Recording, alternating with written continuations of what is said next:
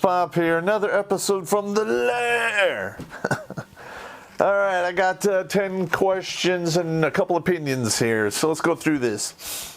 Number 1, happy wife, happy life. Have you seen many men get destroyed by these simple words? Yeah. I've seen a lot of dudes get fucking totally hammered by this bullshit. They either work themselves to death because they want to keep everyone happy, and I've seen men actually, swallow their pride and deal with a lot of fucked up scenarios just so they could, keep their kids around them. So yeah, and there's probably a good share of dudes out there who decided to, start their shotgun because of this bullshit. So. Yeah, I'm glad I made that episode, Happy Wife, Happy Life, because those two are not synonymous at all. Alrighty, number 2, what are your future plans with this show? Well, to be honest with you, this all just started off as some therapy for me, and I have some obligations to complete, and then once I'm free of those, I will be able to focus 100% of my time on this, and hopefully I'll be able to get a home run out of this and make a difference. So, yeah. I want to actually do a couple other comedy skits, maybe get a network access channel. I'm not really good at, improv. I don't do that. I just tell it how it is. Use my popisms. Maybe you'll laugh, maybe you won't. Number 3, let's see. I have dyslexia. What do you have to do to get some sleep? Well, when it was really bad a couple years ago, my doctor asked me these questions, and he did not like the answers, because basically I don't do this anymore, okay, but back in the day when it was real bad, I would usually start off with 3 Benadryl, a Neurontin, a Xanax, an Ambien. I let that sink in for a good 30, 45 minutes, and then take 2 or 3 shots of Jack, and then I'd wake up in the morning, and I didn't know what I was doing all night. Usually I'd buy all kinds of crazy shit. Thankfully, I don't have to do that anymore. I just take 1 Lunesta, usually every other night or so, and I'm able to go to sleep. Sometimes they're worse than others. Melatonin, that does help too. But, getting tucked in by Jack Daniels once in a while doesn't hurt either. But, hey, I don't have a drinking problem. I just have problems, so I drink. Okay, this guy goes, in your rules of a gunfight, can you expand upon your walking up of the rounds? Yes, I can. When you fire over a target, you really don't know by how much you missed it by. So if, you're firing a 5.56, you pretty much know where that bullet's going to be at 25 meters and at 300 meters because the bullet goes up and down. If your target's between those 2 points and you don't know exactly where you're firing at, you fire at the ground and walk them up. That's why they have semi-automatic rifles, so you can have follow-on shots that work pretty good. The same works when you're in a vehicle. We had a lot of shooting done in Iraq, usually from moving vehicles, because you spend a lot of time on the roads, and bad things happen, and usually there was gunfire involved, and smokeless powder works, so you really can't tell where they are. If you are in a projected or protracted gunfight and you don't know where they are, it's usually a good idea. If you're an infantry dude and you would be firing from the location in front of you, put some rounds in there, you're probably right. And that's where you get into learn how to shoot by guesswork.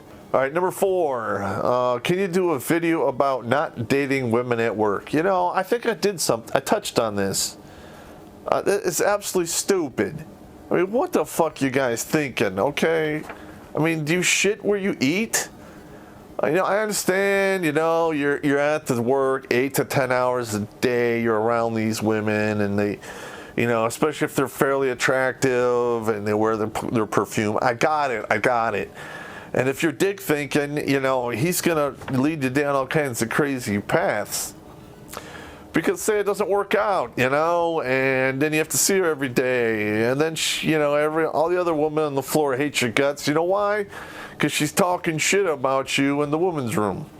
And there's nothing you can do about it because the minute you open your mouth, it's a sexual harassment thing. So, dude, if there's some hot-ass chick that you emotionally want to get with, leave the fucking company and then go after it. If not, just, it's not worth it, dude. You know, I'm just telling you from experience, it's not worth it.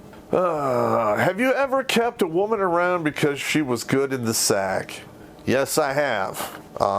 There was a couple of women in my past with the butter faces, and their bodies are okay, but Jesus Christ, they're good in the sack. You know, I'm telling you that can go a long way. You know, I've been with absolute beautiful women who are, you know, just like corpses, and you know, that's no fun either. Yeah, they look great, but there's a reason why it's called a dead fuck, because that's what it is. So, yeah, but usually the ones that are good in the sack do have quite a bit of crazy in them. So you really need to weigh that out, which is more important to you, the sack or avoiding crazy. So, you know, again, if you're dick thinking, you're going to go with the sack, and that's how you wind up in handcuffs going to jail for doing nothing because you called 911. Not that I know anything about that, I'm just saying. Can you do a show on serial marriage? Yeah, I'm a one and done kind of guy. I thought maybe people out there, they learned all about percentages and fractions in school, but apparently they didn't. You know, there's people out there getting, you know, married, you know, 2, 3, 4 fucking times. You know, and some of these idiots are literally coming out of one divorce, getting set up with some other chick, who's going to put the yoke right around your fucking neck and walk you into the dirt. It's kind of like buying a horse from the Amish. You know, the horse knows it's going to get worked to death at one farm. It's not any different at another Amish farm. It's going to get worked to death there too. What the fuck, gentlemen? All right, one and done. All right, hell, I mean, if you can, don't even do it. It's not worth it today. Why is it you always bash on women?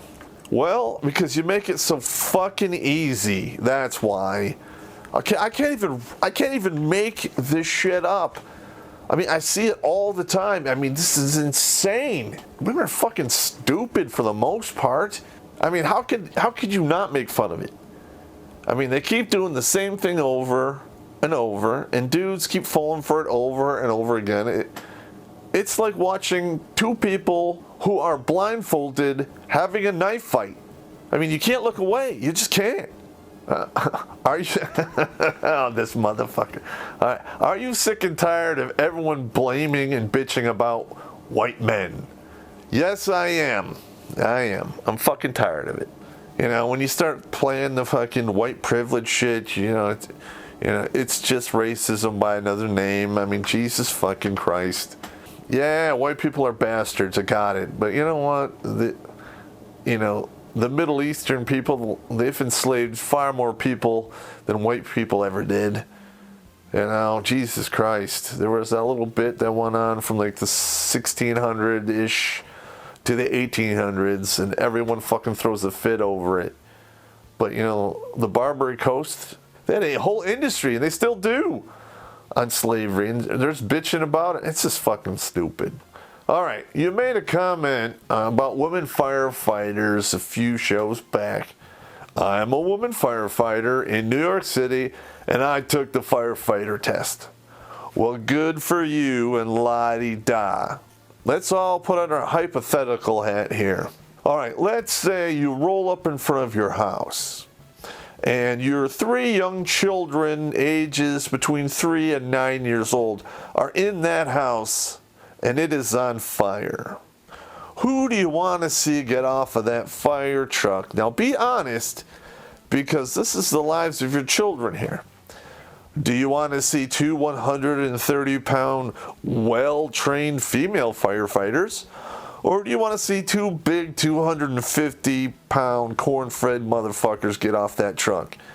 Because I'm betting on the bigger guys there. The 250-pound man can pretty much John Wayne a door, can kick through 2x4s, and put somebody on his back and carry two people, one under each arm, out of the burning building. All right, there is no way a 130-pound female firefighter is going to do that shit. Not going to happen. I mean, I've seen 200-pound firefighters throwing, 50, 100 feet of fucking hose on their back and run up 7 or 8 flights of stairs. 130-pound chick? Probably not going to happen. And while you're at it, the lighter women who are weaker will suffer a lot more back injuries, shoulder injuries, broken bones, and what have you, because you're not built for that goddamn kind of endurance and the punishment that shit fucking puts on your body. So get with the fucking program and accept the fucking simple fact is this. You're made different. All right? It's just that simple. It's not sexist. Men have more muscle, women don't. Whack, cry me a river. All right, that's all I have for tonight. Don't mind the shirt. I was working on my car.